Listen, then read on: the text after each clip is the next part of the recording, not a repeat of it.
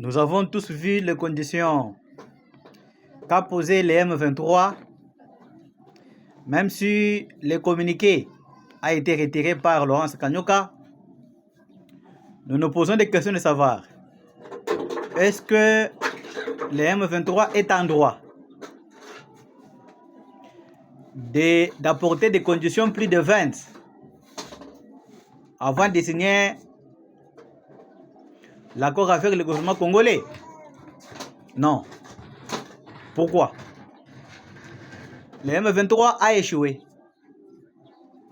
Le M23 a échoué dans sa mission principale, puisqu'ils avaient pour mission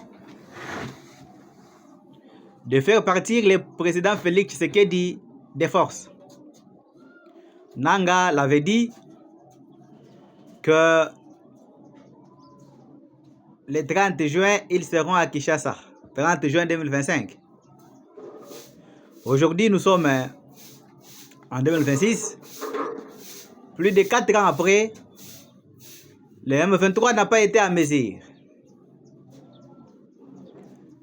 de prendre ne serait-ce que même la moitié du pays. Ils se sont cantonnés dans des provinces qui ne contrôlent presque pas en totalité, mais du moins, ils se retrouvent à la table de négociation. Ils apportent toute une peloton de conditions. Pourquoi est-ce que le gouvernement congolais ou les négociateurs choisis par le gouvernement ou envoyés par le gouvernement ne sont pas exigeants? Nous pensons que, puisque le M23 n'a pas été à mesure d'atteindre son objectif, il doit se plier. Il doit se retirer et on doit les cantonner et les démobiliser. Ce n'est pas que le gouvernement doit traiter avec les M23 comme si c'était un État. Non, non. Ça, c'est une erreur de la part des négociateurs. Vous ne pouvez pas accepter que le M23 vous impose sa volonté, puisque il a été démontré noir sur blanc que le M23 n'existe pas. C'est l'armée rwandaise qui est au Congo. C'est l'armée rwandaise qui combat. Si aujourd'hui l'armée rwandaise quitte le Congo, le M23 ne doit pas exister. Et donc, si le gouvernement congolais a accepté de négocier avec eux, le gouvernement ne peut pas se rabaisser à traiter avec le M23 d'égal à égal. Puisque dans tous les États du monde, au moins des États normaux, on ne négocie jamais avec les terroristes. Et puisque vous avez accepté de négocier avec eux, vous ne devez pas traiter d'égal à égal.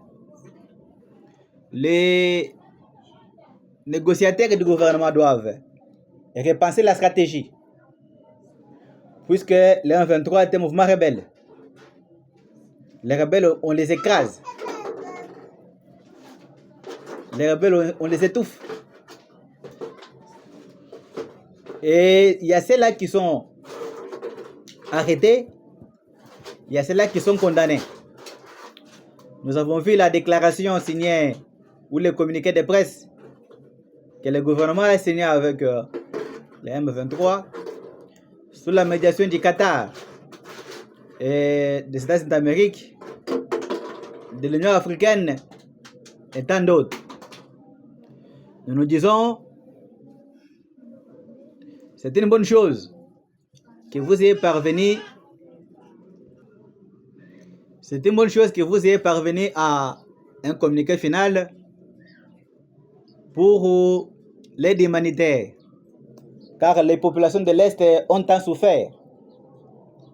Nous disons que le gouvernement a fait un pas de plus pour pousser ces incirconcis à accepter l'aide humanitaire, puisque nos populations de l'Est, là, ils souffrent.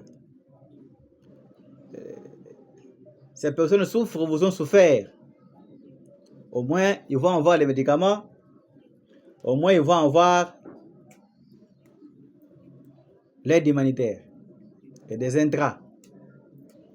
Mais là où nous ne sommes pas d'accord, c'est sur le point qui dit que le gouvernement congolais doit libérer plus de 300 personnes.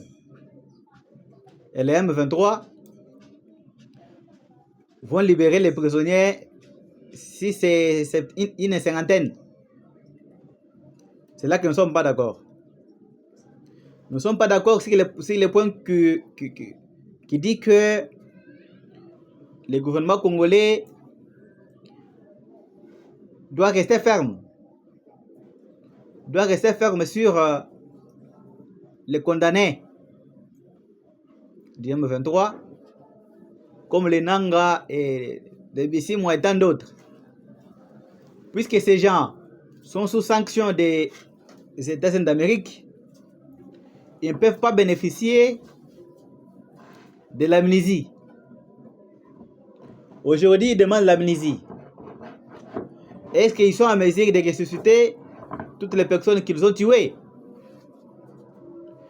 Les négociateurs du gouvernement ne cédent pas à cette question. N'acceptez pas que les condamnés soient amnistiés. Maintenez le principe de l'indépendance de la justice. Maintenez le principe de l'indépendance de la justice.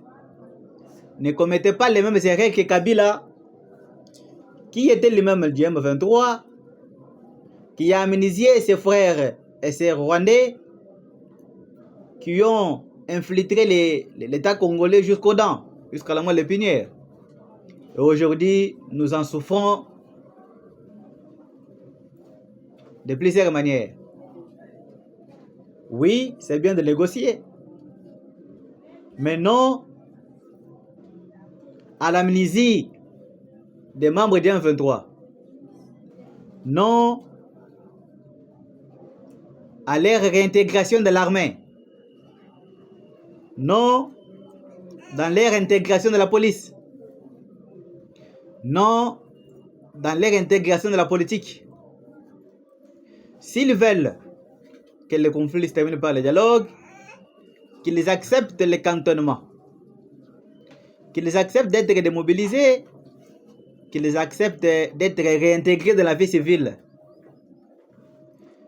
Les négociateurs du gouvernement congolais ne sont pas exigeants, puisque depuis le début, ils ne font que céder aux caprices du M23. Il y avait des préalables posés par le président de la République, qu'aucune négociation ne peut être entamée. Bien sûr, la négociation c'est guerre, bien sûr, ne peut être entamée sans le retrait de l'armée rwandaise. Jusqu'ici, est-ce que l'armée rwandaise s'est retirée des grandes villes comme Bukavu, comme Goma? Point d'interrogation. Mais pourquoi est-ce que le gouvernement a fléchi jusqu'à aller négocier avec les membres du M23? C'est une faiblesse de la part des négociateurs. Monsieur, il faut dire à ces incirconcis que avant tout dialogue ou toute négociation, vous devez vous retirer de Mont-Sabinyo. Vous devez être cantonné, retiré de Goma, Bukavu et cantonné au Mont-Sabinyo.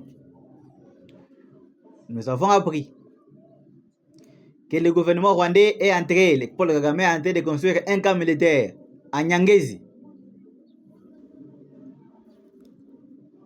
Nyangezi, ce n'est pas au Rwanda. Nyangezi, c'est en RDC. Que dit le gouvernement congolais? Quelles sont les mesures que vous avez prévues? Ou bien, vous les laissez pour compte? Nous pensons que le fait pour le gouvernement congolais de continuer à négocier avec les M23, aujourd'hui jusqu'à 9e rang de négociation, sans que ces gens ne puissent se retirer, c'est une erreur grave. C'est une erreur grave. Vous cédez souvent au caprice du M23. Nous pensons que l'armée a été nettoyée. Nous pensons que la police a été nettoyée, les services de renseignement.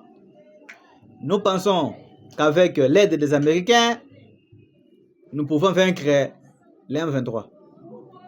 S'ils n'acceptent pas de se retirer de Goma à Bukavu, s'ils n'acceptent pas d'être démobilisés ou d'être cantonnés au Bon Sabino, je pense que les affrontements sont nécessaires.